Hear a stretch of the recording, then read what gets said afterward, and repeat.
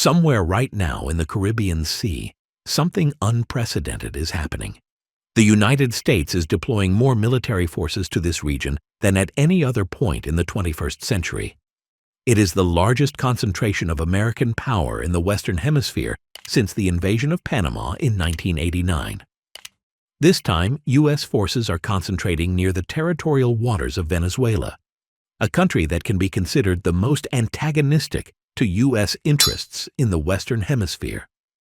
Off the Venezuelan coast, 3 modern Arleigh Burke-class destroyers, 1 Ticonderoga-class missile cruiser, and at least 1 nuclear-powered multi-purpose submarine are deployed. Together, they carry a strike package of dozens or even hundreds of Tomahawk cruise missiles. And is that fleet not enough? They are joined by the 22nd Marine Expeditionary Unit, 22nd MEU, which includes the amphibious assault ship USS Iwo Jima and 2 support transport vessels. The Iwo Jima itself is effectively a mini aircraft carrier. Photos taken en route to Venezuela show Harrier strike aircraft, MV-22 Osprey tiltrotors, and heavy Sikorsky helicopters on its deck. In addition, along with the 2 support ships, it can launch several hovercraft and amphibious assault vehicles under air cover for landing operations. The 22nd MEU includes over 2,500 Marines, along with roughly 2,000 sailors serving aboard the destroyers, cruiser, and submarine. Additionally, the littoral combat ship USS Minneapolis-St. Paul has been sent to the theater, bringing the total number of vessels deployed in the region to 9. At least 10 F-35 fighter jets have also been redeployed to air bases in Puerto Rico. Officially, the operation targets narcotics trafficking, yet the scale of the forces deployed far exceeds what would be needed to chase down motorboats. Moreover, most drugs enter the United States via the Pacific coast or by air. Against the absurdity of the official justification, theories are growing that the real aim is regime change. The U.S. has also doubled the bounty for capturing Maduro, from $25 million to a record $50 million, the largest individual reward in history. $50 million is twice the amount once placed on bin Laden or Saddam Hussein. Also on Washington's list are Diosdado Cabello, $25 million, Vladimir Padrino Lopez, $15 million, and Tarek El Aissami, $10 million. A total of $100 million for Venezuela's top leadership. The U.S. does not recognize Maduro as president.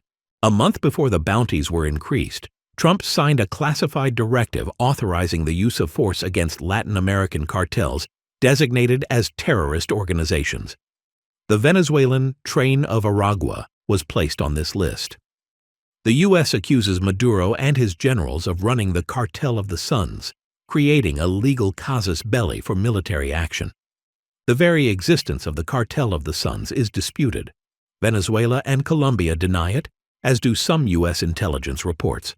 Still, several Latin American nations have labeled it a terrorist organization. The credibility of the accusations remains in question. On September 2nd, an MQ-9 Reaper drone destroyed a boat carrying 11 Venezuelans. The U.S. claimed they were members of the Tren de Aragua. Such a missile strike at sea is an unusual step for anti-narcotics operations and a clear signal of escalation. According to CNN, Trump is considering strikes against cartel targets inside Venezuela, effectively against state infrastructure. Maduro announced full mobilization, moved 15,000 troops to the border, and vowed to fight to the end. Venezuelan F-16 Ishi flew near U.S. ships in a demonstrative maneuver. The situation is on the brink of direct confrontation. U.S.-Venezuelan relations have deteriorated for decades. The country possesses the world's largest oil reserves, but, because of its heavy crude composition, depended on American refineries.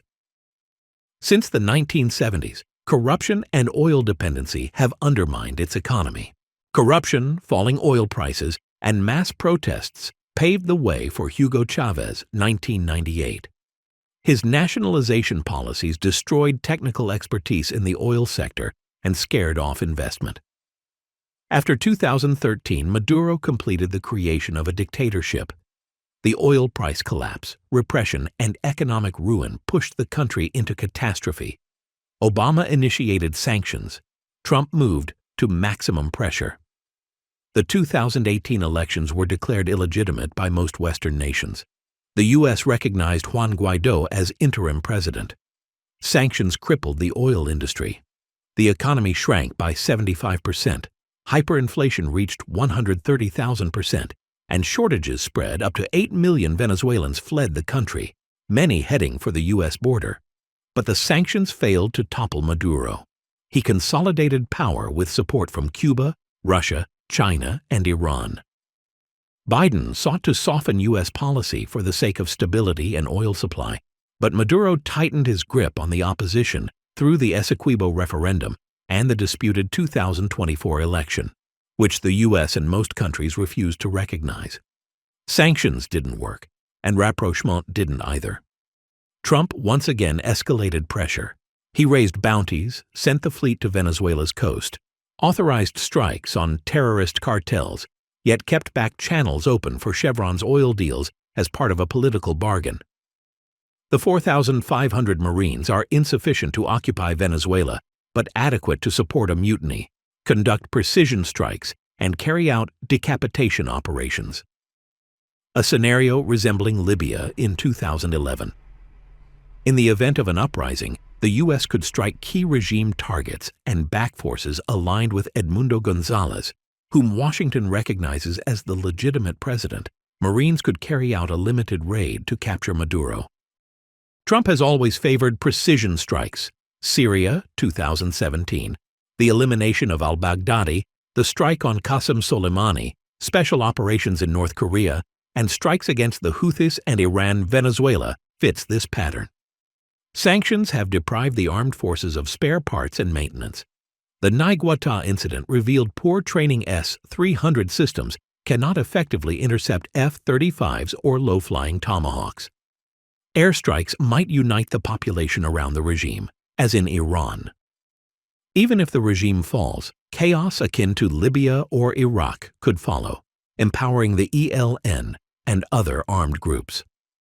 Venezuela claims U.S. reconnaissance flights have intensified and that an American vessel recently boarded a Venezuelan ship, a new sign of escalation.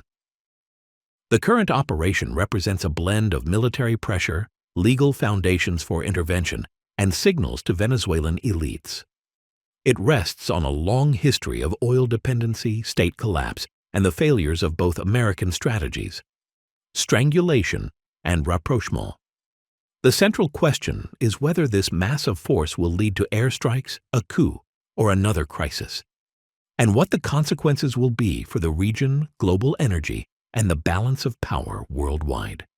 Gary was right. Here we explore how the world works and the key events that shape our reality. Subscribe so you don't miss videos that not only inspire, but also help you think bigger and act smarter.